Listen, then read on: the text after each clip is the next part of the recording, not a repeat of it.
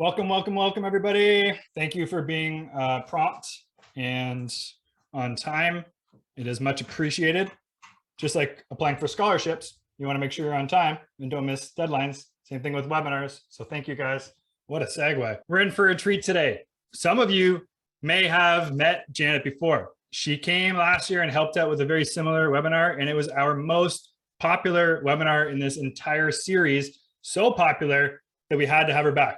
Same thing with Scotiabank. We did something interesting with them last year. They decided to put up some scholarships that you guys could use to help pay for post-secondary. That was pretty popular too. So we said, hey, Scotiabank, do you guys want to come back? So we listened and we brought them both back. I'm super excited for this today. I'm super excited to see what you guys have in store. Little surprise announcement and a whole bunch of tips, tricks, and strategies really that will help you to find more scholarships and win them this year. That's what we're all here for, right? So I'm going to talk a little bit at you just for a minute or two to show you some logos, to talk a little bit of housekeeping, but then we're going to get into the fun stuff, okay? So anyone who has ever attended a webinar with myself before, you'll know that I'm not a big fan of these formal, pre-written introductions. They're just not my vibe. So I'm going to let Drew and Janet introduce themselves in a second, but I wanted to quickly say hello and introduce myself. My name is Damien, and for about the last decade or so now, which is crazy to think about, it's been my passion, my mission every morning. The thing that gets me out of bed is helping young people like you make more informed decisions about their futures, so you don't have to make the same mistakes that I made, right? I've done that for a long time now at myBlueprint, and more recently, I've been doing that as an associate director at the Knowledge Society. So I'm super excited to have this conversation with you today. And speaking of the Knowledge Society, speaking of scholarships, I would be remiss if I didn't tell you about the scholarships that TKS offers. For those of you who don't know about TKS, easiest way to explain it is we help really driven, really curious teenagers learn how to use emerging technologies and breakthroughs in science in order to solve some of the world's biggest problems, right? We have programs in Ottawa, Toronto, Vancouver, and a really amazing virtual program. So if you're not in any one of those cities, you can still be a part of TKS. The only asterisk I would add to that, though, is because I saw in the chat, there's a lot of grade 12s here. If you're going to be going direct to university next year, don't apply to TKS. The workload from TKS and university combined is just too much, so we don't accept current university students. However, we do accept gap year students. And a lot of gap year students actually take us up on that offer, because for a lot of you, you're not sure about what program to take, or you're on the fence about a couple of things. TKS actually provides you the opportunity to try a whole bunch of these different areas of technology, kind of dip your toe in the water, see what you like, go deep in a couple of them, and then allow you to make a more informed decision about your post-secondary future. All right. Speaking of gap years, I am personally, this is my bias, but I am personally a huge gap year proponent. I am pushing this as hard as I can. I work with teenagers every single day. I know about the stress and the anxiety and the mental health that comes with constantly pushing yourself for those grades to excel, to get to the top of the class. It's super important for your future to be able to take a step back, take a breather, center yourself, right? And then go back to college or go back to university or wherever it is in the world that you want to go with some new real world skills that you've developed and a little bit more reassured about the person who you are. So if you want to learn a bit more about gap years, myBlueprint actually hosted a really great webinar with two of those organizations, Discover Year and the Canadian Gap Year Association. You can find that recording on our YouTube channel. That's the thumbnail. Highly recommend checking it out. Now, one last little bit before we get to our guests. myBlueprint has been introducing a lot of new scholarships over the years. That's why we're having this conversation right now. myBlueprint exists to allow students like you to make more informed decisions about their future. We also want to help you pay for those decisions that you make, right? So that's why we're having this conversation today. And I want to give you guys a shout out that we have a few more scholarships coming in a few months from now from the Canadian Scholarship Trust Foundation right within the myBlueprint platform. So stay tuned for those. But now for our special guest, I want to kick it off with Drew from Scotiabank. So Drew, I'm going to stop sharing. I'm going to mute myself and take it away. Perfect. Thank you. So exciting to be here. There's so many people here from all over the country. That's amazing. Okay, so my name is Drew. Nice to meet you all. I work at Scotiabank as a senior manager in the retail customer growth team. Working on the student segment is one of the most exciting parts of my job. So that's why I'm here talking to you about scholarships. So Scotiabank is committed to empowering youths by creating financial literacy tools and channels to help you transition from secondary to post-secondary. Now, this journey we all know has a lot of bumps and a lot of stresses, and one of the biggest one is paying for tuition, because that cost is going up all the time. So to make sure that transition is easier, we are very pleased and we are happy to be here to announce the scholarship contest in partnership with myBlueprint. Last year we were here as well, as Damien mentioned, and this year we are here again with a bang. Today, here to announce that the total scholarship award this year would be of $60,000. Every grade 12 student across Canada has a chance to win one of 16 scholarships worth $3,750 each. So 16 into 3,750, that's 60,000. You can apply. The scholarship is live today on myBlueprint's portal. So you can get all the information there. So let me talk to you about the 4 different themes of the scholarships. Now, the first one is financial wellness. So this is designed for anyone who has demonstrated interest in the field of financial literacy. This is the category for you. So you can go in, check out the application form and apply. The second one is STEM. So that is science, technology, engineering, and maths. So here we call out all future engineers, students interested in technology, to apply to win the money so that they can get a step closer to getting into their dream college and university to pursue these fields. The third one is diversity. So at Scotiabank, we believe in the uniqueness of every person. Every person is different and every person is amazing. So to get you to reach your fullest potential, we are here to speak to the third category, which is the diversity scholarship. Anyone who identifies themselves as indigenous, person with disability, people of color, member of the LGBTQ community, and family members of veterans can apply for the scholarship. And the final one is for future women leaders. So we are here to remove barriers and increase opportunities and improve the representation of women across different fields and across different spectrums of society. So this scholarship category is designed for future women leaders, so they can go in and apply and try to get one of the 4 scholarship prizes in this category. So through these scholarships, you can see that there is a broad range. There are different categories that you can try to apply for, and then you can try to get the prize. So we encourage you to visit the scholarship page and get more information about it. Thank you, Drew. Thank you, Scotiabank.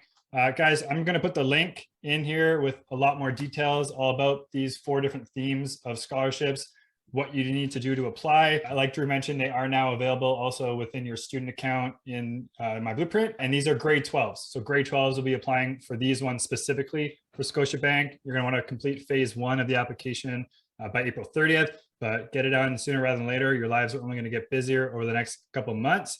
But for the rest of the webinar, Janet is going to talk about not just opportunities for grade 12, but what you can do as a younger student to prepare yourself to take advantage of scholarships that are available to you at your age as well. And on that note, guys, I love the chat. I love the vibe.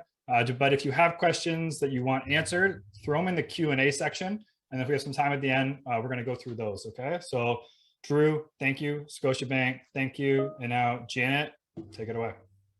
Okay, thank you. Thanks, Damien. Thanks, first of all, to myBlueprint for having me here today. And thanks to Scotiabank for having these opportunities for students. So that is so important. I'm going to talk about what you need to know about scholarships here today. And of course, I can't cover everything, but I'm going to cover, the highlights, I guess you would say. And I'll introduce myself in just a minute. But I always like to start my sessions with good news for you. And here is your good news. Grade 12 is your best opportunity to win scholarships ever. Okay, so when you get into post-secondary, there will still be opportunities for scholarships. So by no means am I saying stop looking, don't apply or anything like that. But this time when you were in grade 12 and you are going, directly into post-secondary, this is your best opportunity for scholarships, because that's where the bulk of them are earmarked for grade 12 students going directly into post-secondary. So, now is the time. And so that's why I'm so glad that you are here today. And if you're in grade 12, then this is going to be very timely information. But if you're not in grade 12 yet, this will still be really helpful to you, because grade 12 is the time to apply for scholarships, but grade 10 and 11 is the time to prepare for them. Okay, so the other good news is that, there's never been a better time in history to win scholarships. It used to be, you know, in the old days that you had to be a top student to win scholarships, but that is not the case anymore. There has never been a time where there are more different kinds of opportunities for different kinds of students. Okay, so I'm going to talk about that a little bit more in a minute, but you really have this kind of window of opportunity that is open to you right now. So this is me. I'm Janet McDonald. I'm a former university admissions officer and assistant registrar at Dalhousie University and UBC in Vancouver. And I started this company, My Campus GPS, because over the years of working with thousands of students and parents, I discovered that many of them were missing out on scholarship opportunities simply because they didn't know much about scholarships. They didn't know how to find them. They didn't know how to apply to them. And even worse, they didn't even know that they actually qualified for scholarships when they did. So they were missing out on a lot of really important information.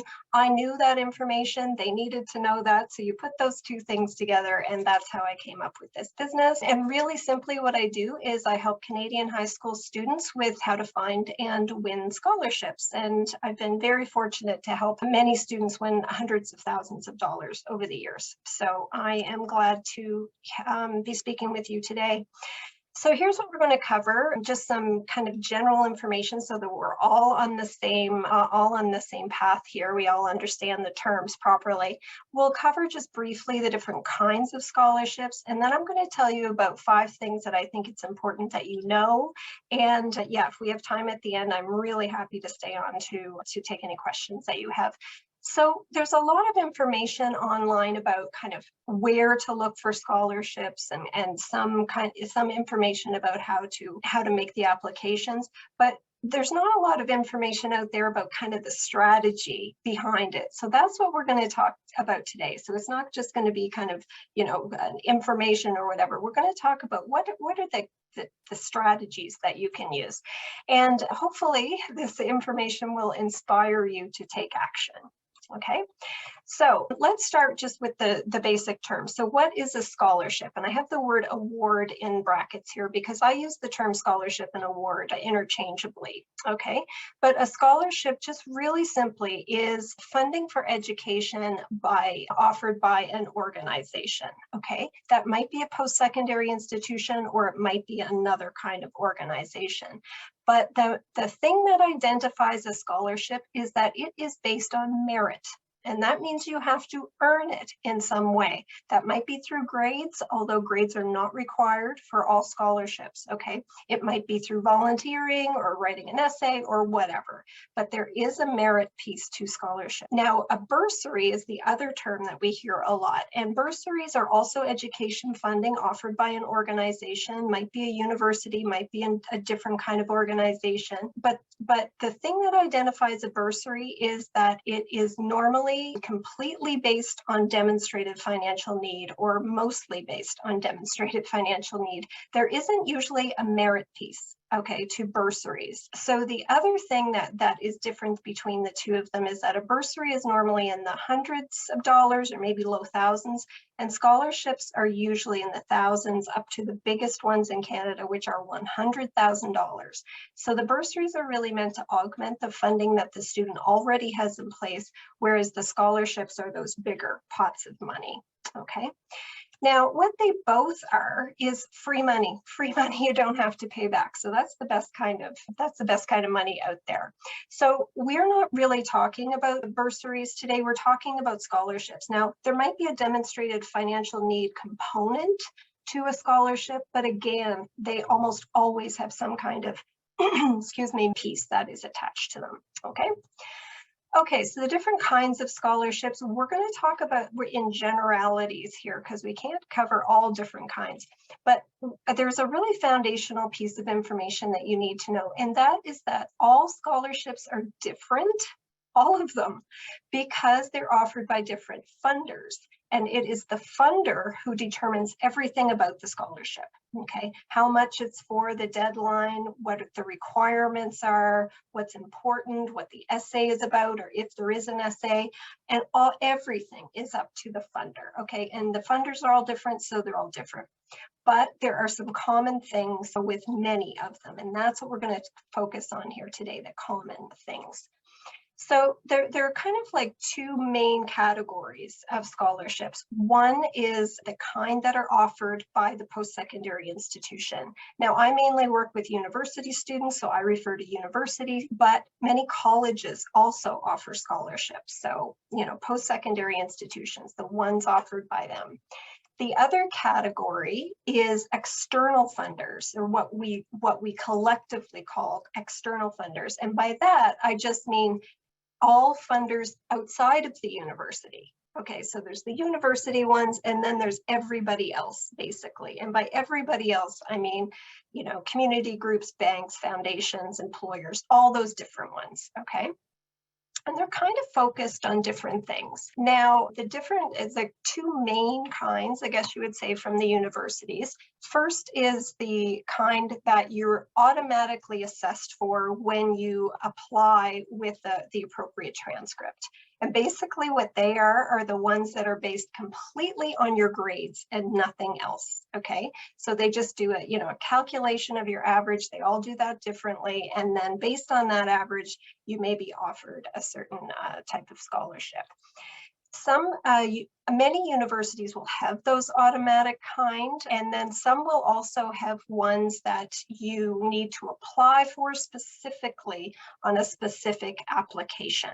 Okay, so those are separate applications that you have to complete, okay? There may be other kinds of scholarships as well from the universities, but some of them, for example, you can't apply for, they're just assigned.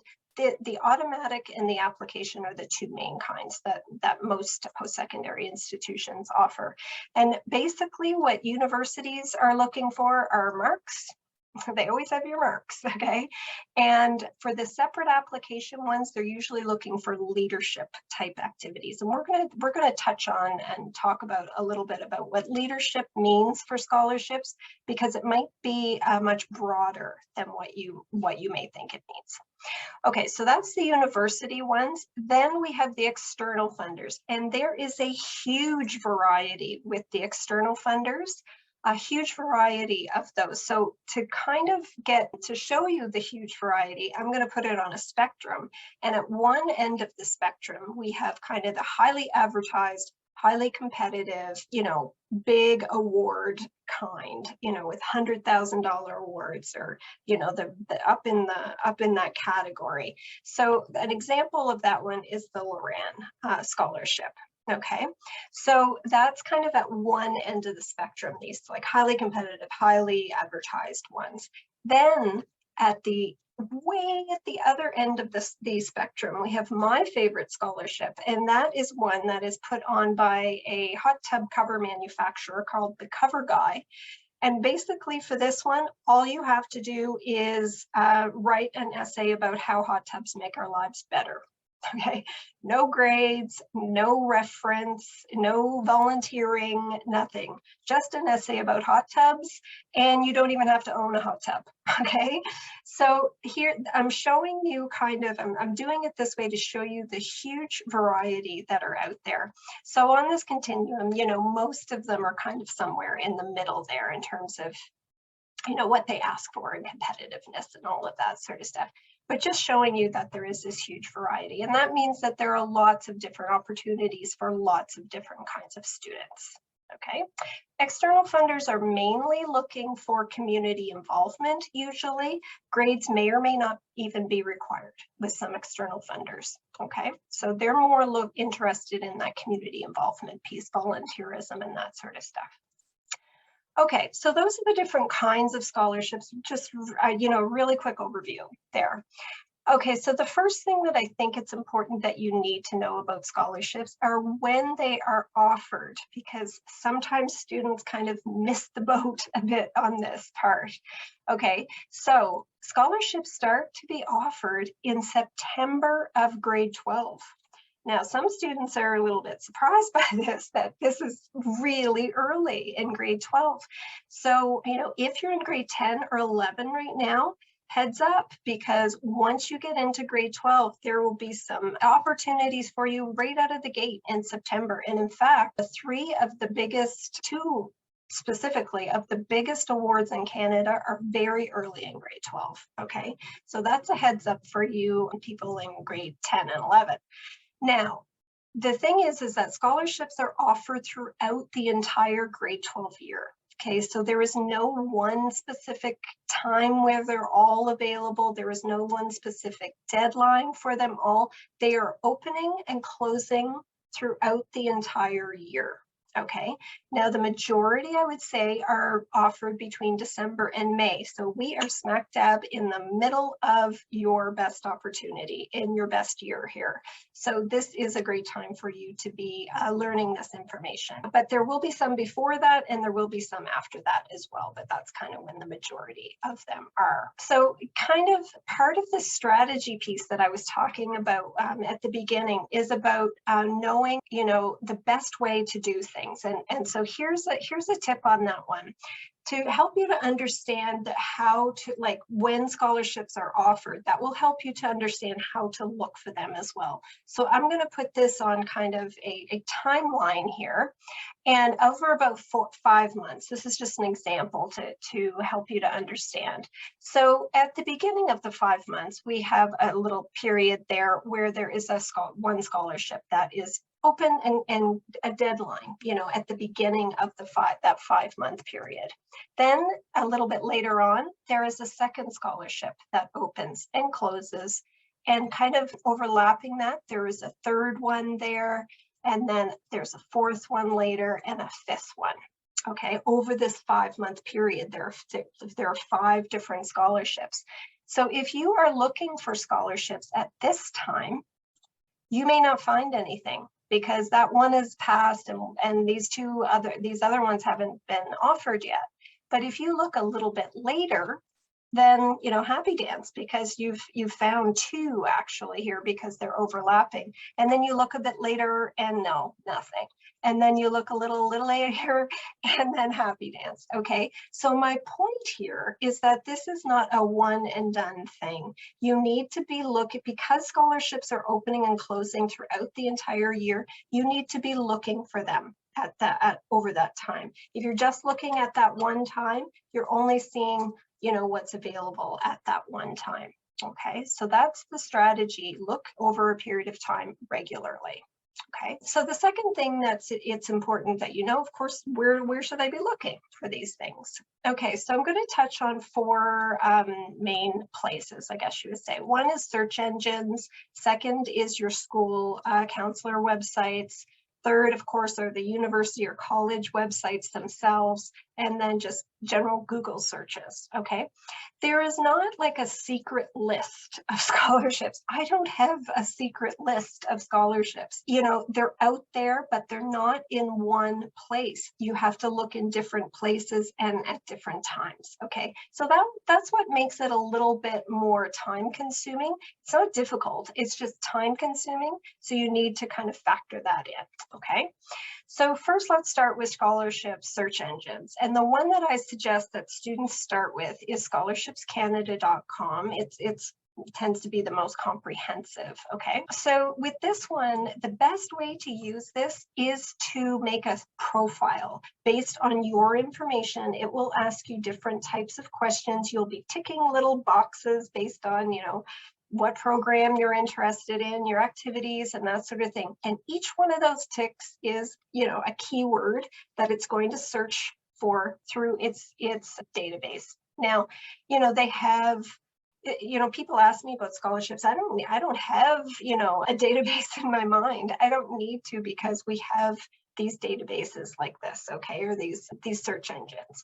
So there are a lot in there that you can basically make your profile and get matched to. Okay, so that's the best way to use these search engines. And like I say, the one I suggest you start with is ScholarshipsCanada.com. Now, there are other search engines as well.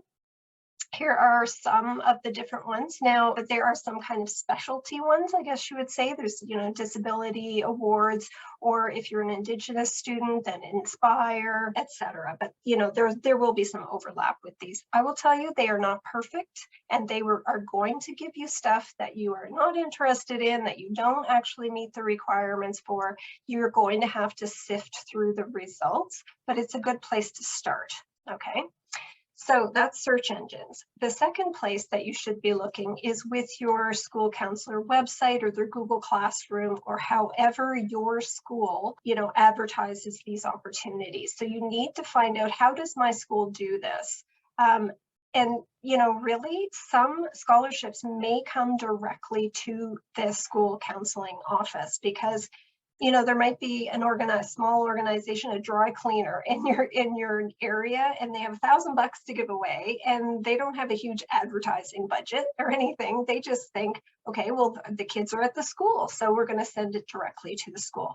So it's always good for you to know how your school is advertising these. And your school itself, and maybe your school district, also offers awards probably. So find out how they're announced in your school. And again, check regularly over time, because they may be adding new ones as they come in, okay? Some other places to look, of course, you're going to look at the university websites themselves. So the places where you are considering or you have applied to, you want to make sure that you're covering all of your bases for those different institutions. And, you could be offered different scholarships based on the different applications that you make. Okay, so you just kind of collect those awards and compare them and decide where you're going to attend and which one you're going to accept. You should be doing that now. Sometimes scholarship deadlines are different than admission deadlines, so make sure you're checking those now if you haven't already done so. Okay, the other place, of course, is, with the external awards, there are a lot of different kinds, I guess you would say. So some are going to be program specific. Your employer, that could be the students, the parents, the grandparents. Like, it doesn't have to be directly your employer. Sometimes it encompasses, other family members, any type of union affiliation you or your parents might have, your insurance company, banks, foundations, associations. So sometimes hospital foundations will have health-related ones, or if you're applying to nursing, maybe your provincial nursing association has some. Sports organizations, so there's one for like curling, ringette, and that sort of thing. And then community organizations. So this is like your service organizations in your community. So for example, there is a service organization called Zonta International, and they have different chapters across Canada. And so search and see if yours has a Zonta club in your area. Now, this is for females only, I should say that one. But, these are the types of places where you can sometimes find scholarships. So think of those affiliations. Think of, like, what do I do and what's tied to that? And would that place, that organization, would they maybe offer a scholarship? Okay, so you can use Google and think of those affiliations, things that you are tied to in some way. So even when you think back to when you made your profile on ScholarshipsCanadacom, every tick that you made of those boxes of things, that's an affiliation. So things like your heritage, the field of study, any religious groups or associations that you or your family are involved in, activities, location, okay? So you want to think about, to use Google and to do these Google searches, you want to think about your affiliation and then scholarship and location, and put that in. And so you've got a search like Italian Scholarship Ontario or Journalism Scholarship Canada. So that's a way that you can search through Google. Not all scholarships are going to be on search engines, especially some of the smaller local ones, and they can be a great bet because there's a smaller applicant pool for those ones. Okay, so that's kind of where to look. Now, getting back to that strategy, you know, it's important where you look, but it's really important about how you look. You have to do this regularly or it's not going to work very well. Okay, so you need to look regularly, and I suggest you put it in your schedule, because if it's not in our schedule, it doesn't get done. So put it in your schedule and it's much more likely to get done. Every, 3 weeks or something like that, 30 minutes to search in the places that you've identified that would be good for you. Okay, so the other thing that I want you to know is that I definitely don't suggest you wait for free time to do this. So we always say, I'm going to do this when I have free time. I'm going to do that. Nobody has free time anymore. I don't know where it went, but it's gone. Okay, so don't wait for free time. It doesn't exist. You need to make time to do this. If you're serious about it, you need to make time to do this. Okay, and that's actually my son there. And I know he's a busy guy. I know you're busy. So if you think I'm going to, do this when I have free time, you're probably not. You need to make time to do this. Okay. Okay, so my biggest tip is make time to do this. Okay, and if you think, well, I'm really busy, I don't have time. Well, there's 720 hours in a month. And if you can commit 3 to scholarships, then you still have 717 hours to do all of those other things that you can do or that you want to do. Okay. So the third thing that I think it's important you know is what scholarship funders are looking for on those applications. So now we're moving out of finding scholarships and talking about, okay, once I find one, what do I do with that application? Okay, so the first thing that I suggest you do is, get to know who is the funder and what are they interested in? What do they want? And you give them what they want, okay? So who is the funder? What are their values? Read the application fully before you dive right in and start writing the application. Make sure that you meet the requirements and then look for those clues about their values and what they're looking for in, they might have an About Us section, or you could go to their website or whatever. Basically, you're trying to get information about what it is that they're looking for. And then obviously you want to give that to them. So universities and colleges, they're looking for your academic record or academic potential and your potential to get involved on campus. That's that leadership piece. Okay, so that's generally what they're looking for, but again, you want to make sure that you're writing your application based on what that funder specifically wants. Okay, community organizations generally, they're looking for the community involvement and volunteering. Professional associations, so for example, that nursing one, they sometimes will ask and want you to demonstrate that you know what your future plans are in a certain career area. So just get to know the funder, basically. And then when you think about the items that are required for some scholarship applications, not all applications are going to have all of these pieces, but some will, okay? So some will require a transcript. Some will require a list of your extracurricular activities, so they'll know kind of like what types of activities you're involved in outside of your like formal academics school. And then a reference, an essay may be required, and you may be required to demonstrate financial need, but actually that's not as common as a lot of people think. So, especially on an application where they have all of these different pieces, they're going to know you a little bit from, the types of activities that you're involved in, maybe a little bit from your reference. But the purpose of the essay, if there is an essay required for the scholarship, and many, will have that, and it tends to be the area where students get tripped up the most, I guess. They get a little nervous about the essay. Now, I give scholarship essay writing workshops, and they're like 2.5 hours. So I can't cover everything here today, but I'm going to give you a highlight, okay?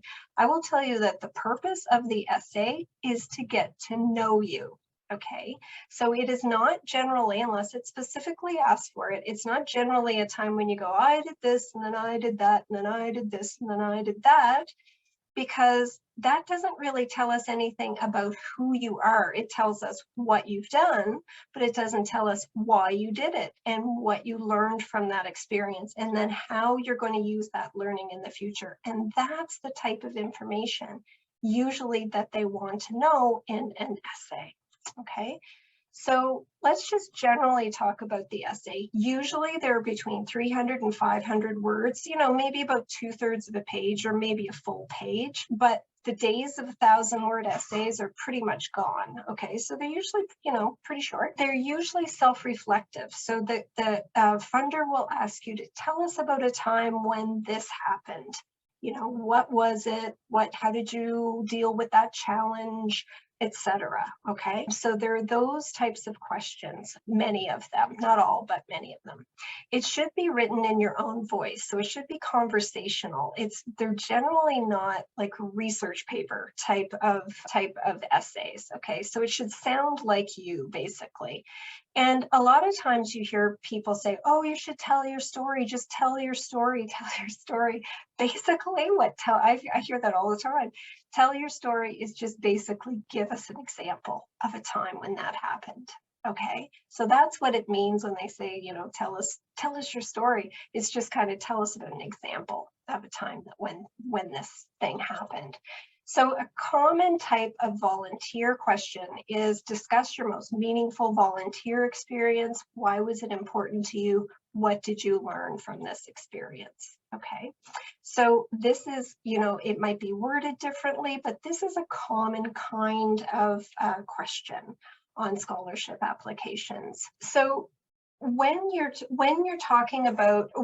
crafting this essay, remember that the purpose is to get to know you, and the reader gets to know you from things like your motivation for getting involved in the activities that you do.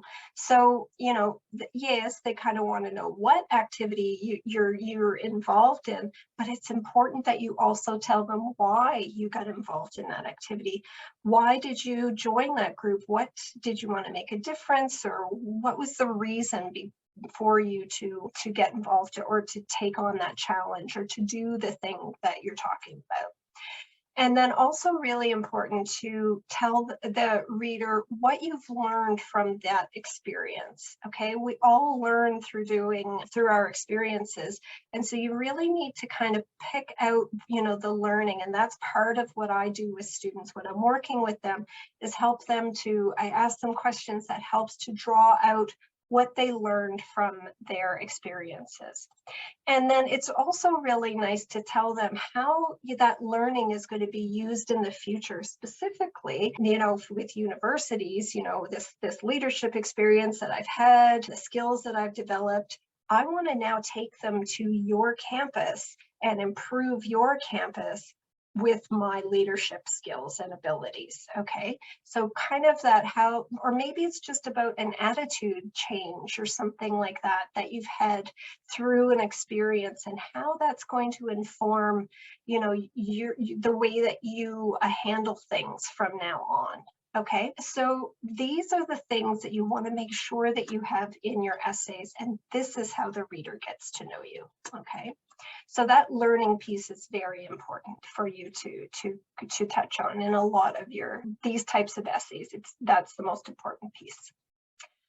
Okay, so some common essay themes are around a challenge. So sometimes the funder will ask you to discuss a time you faced a challenge, or discuss a time you challenged yourself, by stepping out of your comfort zone. What did you learn from that experience? Why did you take on that challenge?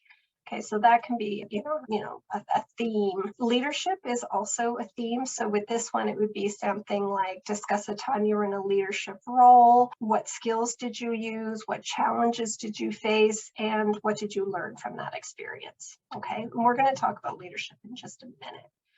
And then volunteering or your community involvement, that would be that one that I just showed you, your most meaningful volunteer experience. Why was it important to you? And then another kind that's a little different is about your future plans. So that's one where they're asking you to give them a bit of information about what your plans are for the future. Now, you don't have to know specifically what you're going to do in the future, but you should have some kind of basic plan. Okay, so I'm not going to get into that one too much here right now because it takes kind of a little bit more explanation, but basically with that one, don't worry too much if you don't have, all of the specifics. Nobody expects you at 17, 18 to have all of the, your life mapped out for you, but you should have a general plan, a general direction for your next steps. Okay, they may change and that's okay. They understand that too, but that's kind of that one.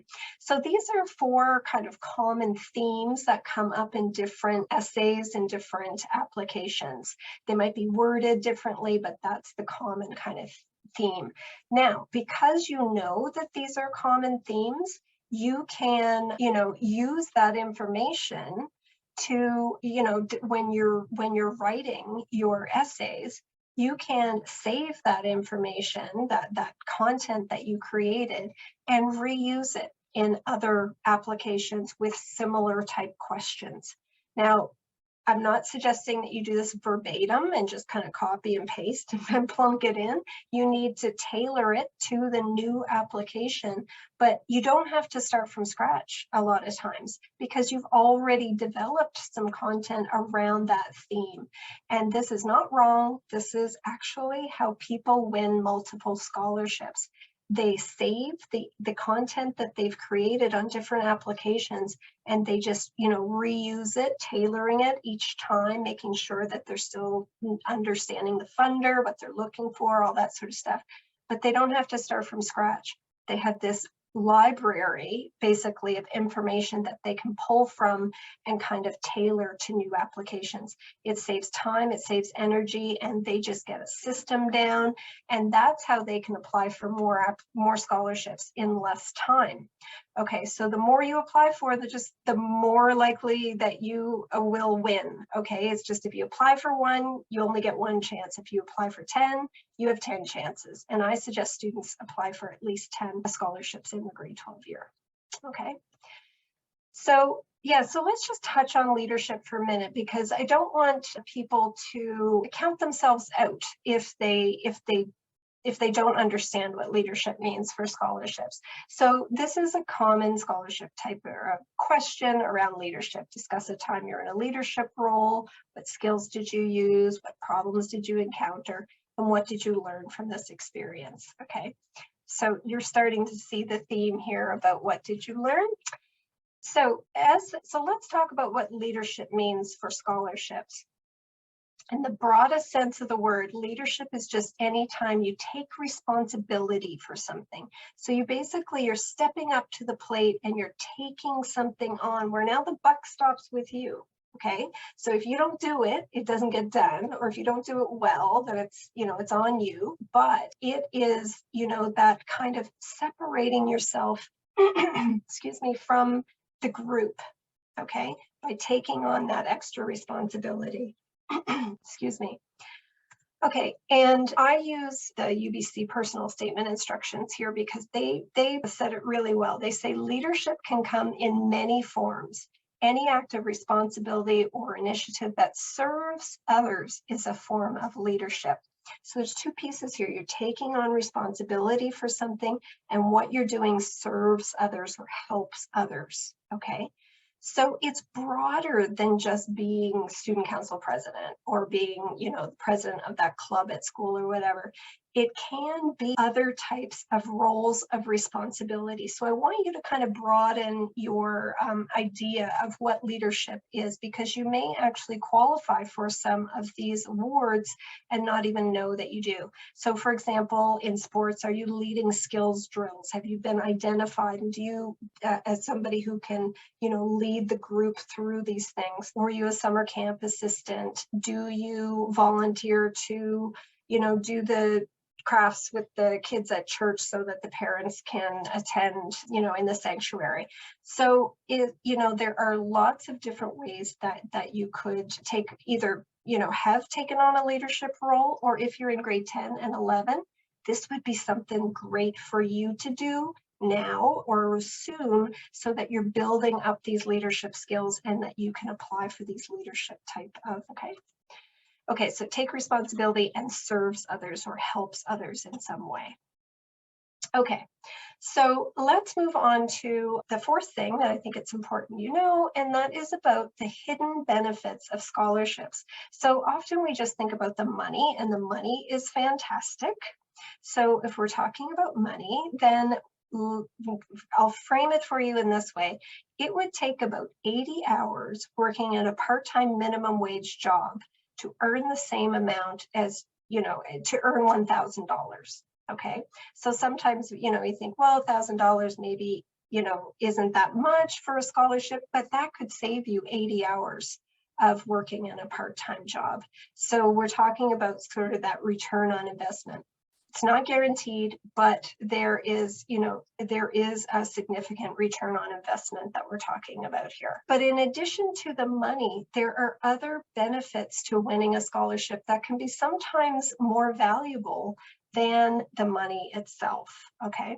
So one of the things I want you to know is that scholarships beget scholarships. And what I mean by that is that once you win one, it increases the likelihood of winning others in the future, okay? So first of all, it increases your confidence. You're more likely to apply, but you can put that scholarship win as an entry on subsequent applications, okay? It doesn't matter if it's $50, you don't have to put the amount, okay? But it's a mark of success. It's a sign of success when you have that on your application. Excuse me. And then the reader will see that and go, oh, gee, they have this and they won that scholarship. And that can help you to win more. And you're building basically, a history of success, of that laddering effect. 1 leads to 2, 2 leads to 3, etc. Okay. So, it's like a stepping stone to, even small ones are stepping stones to bigger ones. So no scholarship is too small. It can also help with other opportunities as well. Summer jobs, if it's between you and another candidate and you have a scholarship win on your resume and they don't, that could again make the difference, because that is a sign, a mark of success. Okay. If you in the future are intending to, or you might apply for professional programs like medicine and law, again, a great entry on those applications. And then some scholarships have mentoring and network of people who can help you kind of in the future as well. And that can be very valuable to you kind of over your lifetime. So there are lots of reasons why scholarships are sometimes just as valuable or more, for their long-term benefits than just the money, okay? Okay, so the fifth thing that I want you to know about scholarships is that you will have self-doubt through this process, okay? I can pretty much guarantee it. There has probably never been an applicant who has felt 100% confident 100% of the time through this process. In fact, many people have doubts, at different points along the line. So even if you're feeling some of those doubts right now, let me tell you, it is perfectly normal. It's perfectly natural, okay? So what I want you to do is recognize that you're having those feelings and push past them. Okay, so some of these thoughts might be, well, I'm not a top student, I'm not a leader, I'm not the type of person who wins awards, or the really common one, it's too competitive, I'll never win, so I'm not even going to bother applying. Okay, so these thoughts are very common, these negative thoughts that hold us back from taking a chance, from potentially winning scholarships. So just know that this is all natural, but like I say, I want you to push past it. So I'm going to help you out, I'm going to take one of these thoughts, the common, it's too competitive, I'll never win, so I'm not even going to bother. And I'm going to break it down for you a little bit so that you understand that it might not be as competitive as what you're thinking. Okay, so the first thing is, if you're thinking it's too competitive, I'll never win, so I'm not even going to bother. How many other people are thinking that as well? And they're not going to apply. Okay, so they're part of your competition gone right there. They're not even going to, you know, get past that feeling or that thought. So that's the first thing. The second thing is that some awards are not advertised well and they have few applications. If you can find these ones, they are great. And we hear this about millions of dollars in unused scholarships. I don't know if that's true necessarily, but I will tell you that I have been contacted by different organizations over the years who have asked me to advertise, help to advertise their awards, because they, you know, it's like a week from the application deadline and they have no applications or very few. So you need to understand that some of these organizations, they don't have huge advertising budgets and whatever. Like I say, it just might be, you know, your local grocer who has like $1,000 to give away or $500 to give away, and they just, you know, don't know where to advertise it. So they might send it to your school or whatever, bury it on their website somewhere if they even have a website. So, you know, doing those Google searches can sometimes come up with some of these really great, you know, lesser known scholarships. Now, here's a big one. Many people intend to apply, but most don't. Okay, so lots of people have those great, you know, intentions, but very little follow through. So if you follow through, you are way ahead of a lot of people as well. Now, here is a big one. Some people apply, but they are disqualified. And that happens a lot more than what you think. Okay, so people will get disqualified because they didn't follow directions exactly.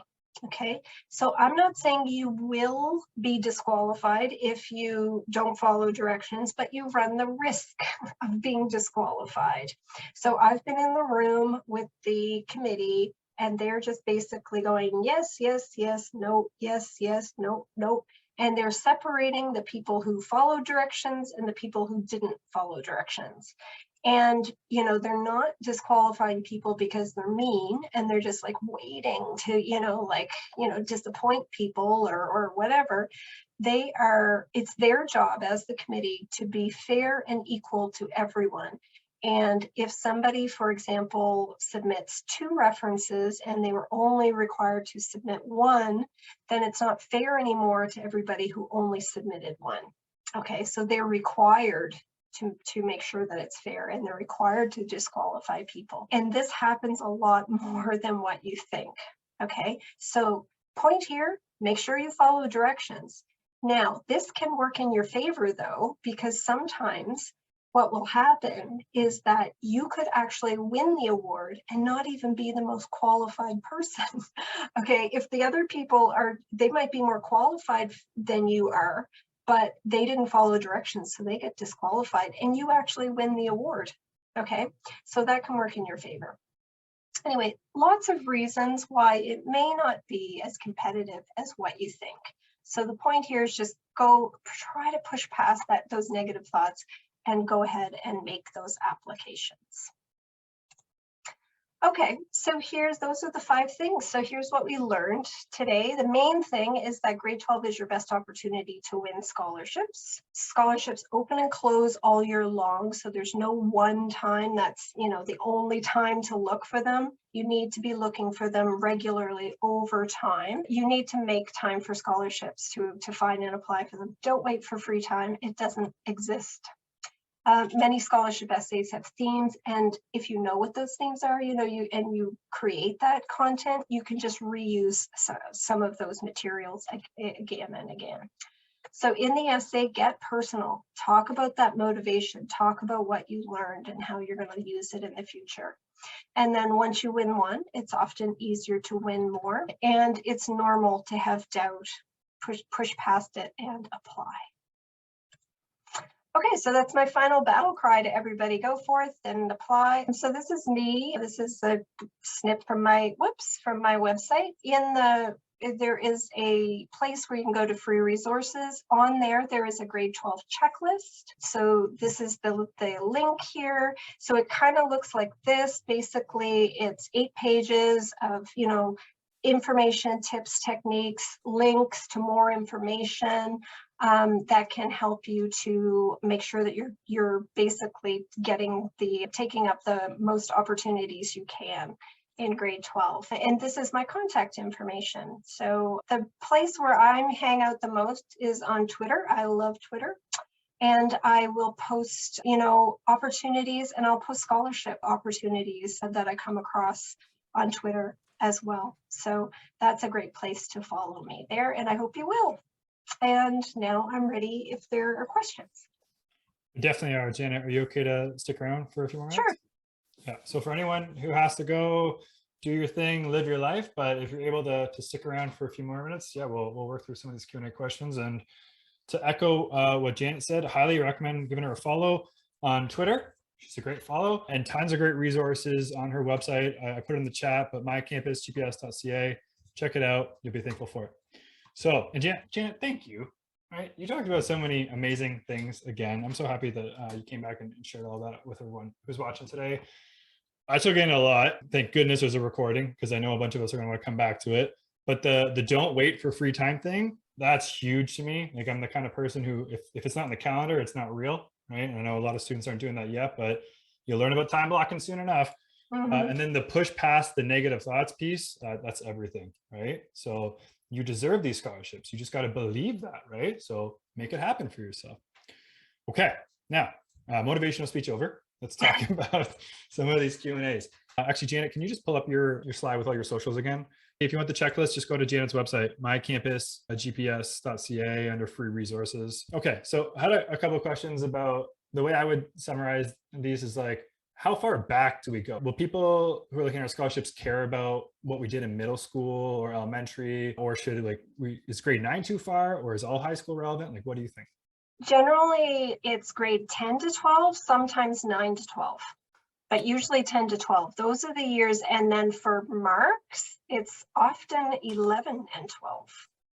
Yes. Okay, so everybody in grade 11, heads up, your grade, what you're doing. Basically, if you're in grade 11, what you're doing right now, grades and activities, is going to influence what your scholarship opportunities are in grade 12. That's how important grade 11 is. Awesome. Saja had a question about COVID. Obviously, COVID has made it a lot harder for people to get involved with the community, things like that. Obviously not impossible. There's a lot of people who are able to figure it out, do some stuff online. I just found about this really cool organization where young people call the elderly in senior centers, that kind of thing. So still possible, but obviously a lot harder. Are admissions kind of taking that into consideration, that it's maybe difficult to be more involved? I think they're taking that into consideration, but I will tell you, if it is a more competitive award, they do expect students to have taken some initiative to get involved in whatever ways they can. And they can do that through organized volunteer opportunities. They do exist, volunteer.ca is a place where you can just kind of start and then see if there's something in your area, or take personal initiative to do things like walk the neighbor's dog, to get the groceries for your neighbors, anything where you're showing initiative and helping, that leadership, and then helping and serving others. So I think it is taken into consideration, and saying that some students absolutely can't. Maybe their parent lost their job and they've had to work, or they have to mind the children, like their siblings at home. There are, definitely times when they can't. And if that's the case, you want to document that and let them know that. But if that's not your situation, I would suggest you take initiative and find a way to contribute.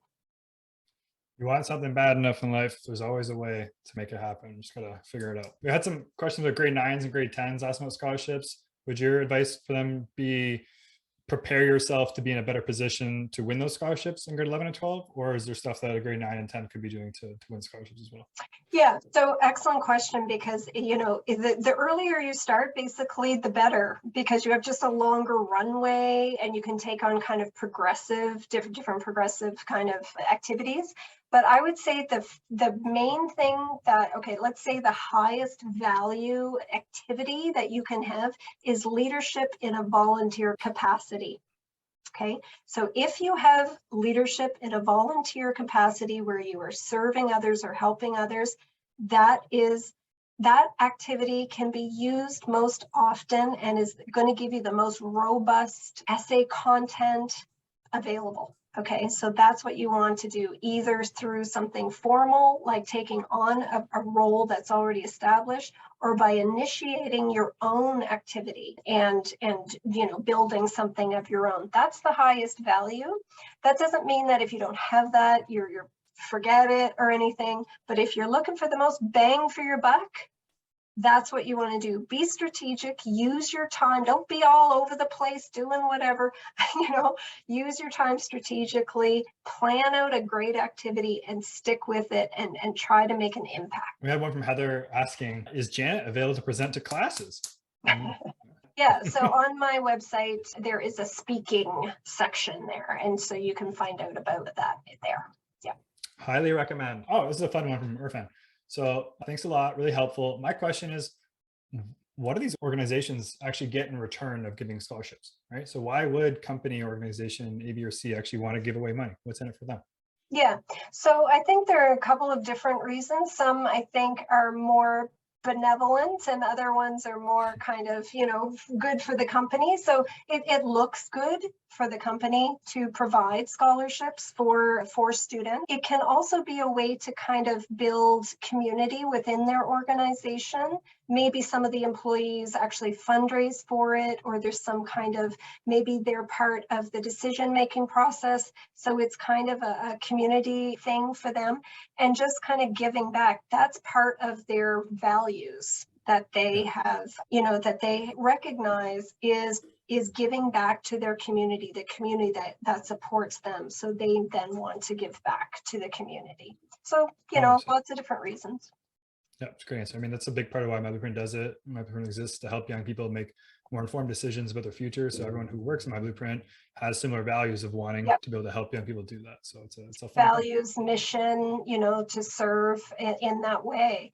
And the people, like you say, Damien, who work in those organizations, that's what keeps them motivated to do their job to the best of their ability. Absolutely. If you get a scholarship from an external funder, so external, but then don't get into that university you applied for, does that affect the scholarship? Okay, that's a great question. Okay, so here's the rub, I guess you would say. If you get a scholarship from a university or a college, it only applies to that university or college. Okay, you only get it if you go there, right? But those external funders, the benefits of those external scholarships is that almost always you can apply that scholarship, whatever you won, to any post-secondary institution, accredited, public, you know, post-secondary institution, many to colleges and to universities. So you take that with you no matter where you go. And that's one of the benefits of those external awards versus the university ones. Yeah, I mean, I can speak to the myBlueprint and Scotiabank ones. They don't care what school you're going to, right? You just got to tell them which one you're enrolled at and they'll send the money right there. I know you talked about this a little bit, Janet, but maybe just a refresher. What would you say is the most common mistake you see people making on their scholarship applications? Well, I think the most common mistake, period, is just not doing it. You know, not going for it when you have the opportunity, and missing that window, that best window of opportunity. People who come to me in university and say, oh, you know, well, I mean, yeah, they exist and don't stop, but you know, you kind of missed that best window. So on the application, probably that on the essay is the not getting personal. I held this position, or I did this, or whatever, but just staying very superficial and not kind of getting to the really good stuff, which is the motivation, which is the learning and that sort of stuff. So that's, like I say, when I'm working one-to-one with students, that's the stuff that I'm working to pull out. And there's always something there.